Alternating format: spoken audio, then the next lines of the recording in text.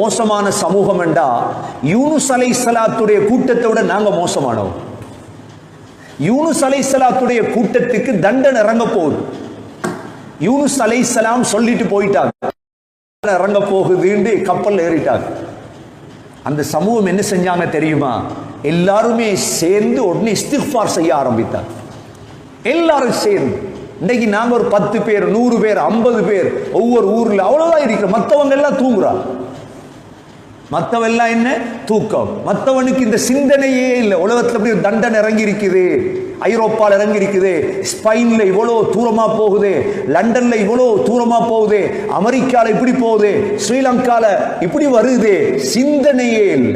அதே சாப்பாடு, அதே மியூசிக், அதே பாட்டு, எழும்புற சூரிய உதிச்சத்துக்கு பிறகு இந்த முசீபத் ஊர்ல இருக்கு.